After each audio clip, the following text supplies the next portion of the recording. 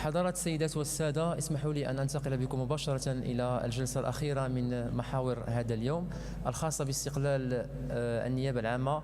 أدعو إليها رئيسها السيد فاندر بروين باتريس وصاحب العرض التقديمي الأستاذ باتريس دافوس.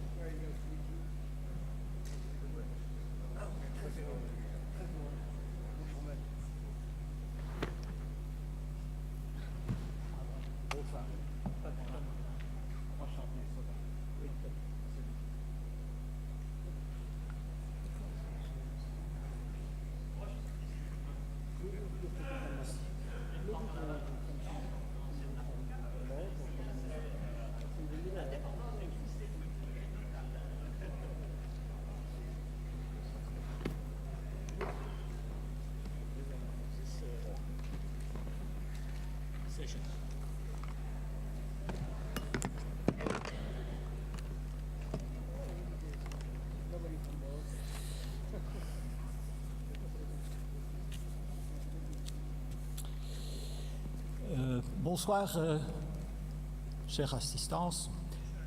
En tant que président de la session 3, Indépendance pour le ministère public, j'ai l'honneur de faire la présentation de mes collègues qui vous parleront de leur expérience personnelle du ministère public. Nous avons parmi nous deux ministres, M.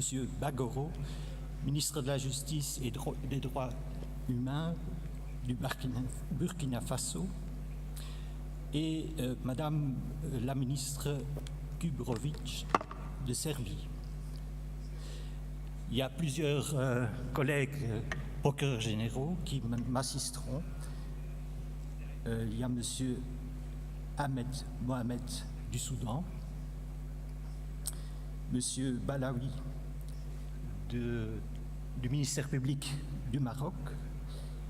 Il y a ma chère collègue Madame Marquez Vidal du Portugal et M. Augustin Lazare, procureur général de Roumanie. Et enfin, nous avons l'honneur d'accueillir un ancien avocat des États-Unis et qui nous donnera son point de vue sur le ministère public dans le système anglophone, je crois. Messieurs, mesdames, chers collègues, en tous vos titres et qualités, en tant que président du Collège belge du ministère public et président du Collège des procureurs généraux, je remercie Sa Majesté le Roi, le ministre de la Justice et mon cher collègue président du ministère public pour l'invitation à participer aux travaux de cette première conférence internationale sur la justice. L'indépendance du pouvoir judiciaire entre garantie des droits des justiciables et respect des règles de fonctionnement de la justice et l'indépendance du ministère public sont des sujets très actuels dans notre monde globalisant et en mutation permanente. Il pose la question sur l'effectivité du système judiciaire, sur la qualité, l'efficience et l'indépendance de la justice. Pour cette raison, j'ai intégré cette réflexion dans ma mercuriale prononcée devant la Cour d'appel d'Anvers lors de la rentrée judiciaire le 1er septembre, sans pour autant savoir qu'un débat intéressant serait organisé dans cette belle ville. Que mon collègue, le procureur général de Mons, s'est posé la même question le même jour lors de la rentrée solennelle de la Cour d'appel de Mons démontre bien l'intérêt capital de l'indépendance du pouvoir judiciaire et du positionnement du ministère public dans un État de droit et un État démocratique. La séparation des pouvoirs entre législatif, exécutif, judiciaire est consacrée en Belgique dans notre Constitution. L'indépendance du pouvoir judiciaire a toujours été un acquis, mais il a fallu attendre les années 97 et 98 pour que l'indépendance du ministère public soit garantie par la Constitution belge. En effet, la question de l'indépendance du ministère public a fait l'objet, en Belgique, de maintes discussions sur son statut et son fonctionnement. Il y a en gros deux conceptions du ministère public. La première considère le ministère public subordonné au pouvoir de l'exécutif, au gouvernement. Il est responsable de la mise en œuvre de la politique criminelle et reste sous l'autorité du ministre de la Justice. Cette idée nous vient en ligne directe de la tradition républicaine. Dans les États-Unis, les procureurs fédéraux sont nommés par le président et doivent être confirmés par le Sénat. Le débat en France sur le statut du ministère public a été très vif, puisqu'il a été toujours plus proche du pouvoir exécutif et moins indépendant qu'en Belgique. Deux législations récentes ont modifié ce rapport avec l'exécutif. Une loi de juillet 2013 interdisant au ministre de la Justice de donner des instructions dans des affaires individuelles et une loi du 3 juin 2016 décrétant clairement que le parquet mène les enquêtes à charge et à décharge. L'autre vision prône un ministère public totalement indépendant par rapport au pouvoir exécutif. Ce modèle se rapproche de l'exemple italien. Le ministère public est, à l'instar du juge, gardien des droits et libertés individuels.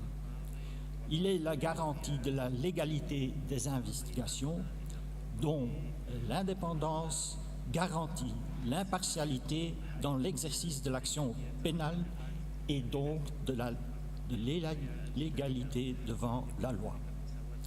Les juges et procureurs ont la même indépendance selon la Constitution italienne. Les magistrats sont inamovibles et dépendent sur le plan disciplinaire du Conseil supérieur de la magistrature. Chaque substitut dispose également d'une liberté d'action, ne pouvant recevoir aucune instruction de son hiérarchie.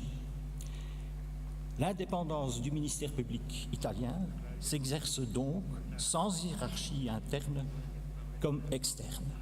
Mais l'Italie semble faire exception dans le paysage européen. Qu'en est-il en Belgique? Depuis 1998, notre Constitution consacre à l'article 151 l'indépendance du ministère public dans les recherches et poursuites individuelles. Mais, avec deux exceptions, le ministre de la Justice peut imposer au ministère public des directives de politique criminelle et il peut ordonner des suites dans une affaire bien déterminée et spécifique. Il ne peut en aucun cas donner un ordre de ne pas poursuivre. L'indépendance dans l'exercice des recherches et poursuites individuelles signifie que le ministre de la Justice ne peut s'immiscer dans la direction d'une enquête qui appartient aux magistrats, au chef de corps et au procureur général. Il ne pourrait ainsi intervenir dans un dossier en demandant une perquisition, une audition ou une écoute téléphonique. Il ne peut se substituer au magistrat et agir à sa place. Il faut toutefois avouer que les ministres belges sont très réticents à faire usage de leur droit d'injonction positive et qu'ils l'utilisent avec parcimonie. La seconde exception sur l'indépendance du ministère public dans l'exercice des recherches et poursuites individuelles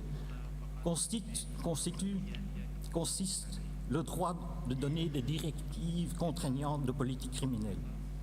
après avoir recueilli l'avis du Collège des procureurs généraux.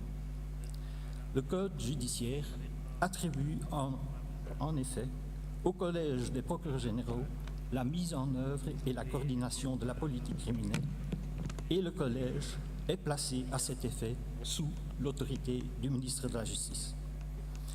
Plusieurs ont vu dans cette réforme datant de 1997 une sérieuse atteinte à l'indépendance du ministère public. Mais après la pratique d'exactement 20 ans, je puis vous confirmer que ce n'est pas du tout le cas. Messieurs, Mesdames les ministres, honorés collègues, je pourrais vous entretenir plus longuement sur le vécu concret de l'indépendance du ministère public en Belgique, mais mon rôle étant imparti se termine ici, les débats étant lancés, et je passe volontiers la parole à mon collègue modérateur, ancien procureur général à Toulouse ou Toulouse, c'est ça. Vous avez la parole.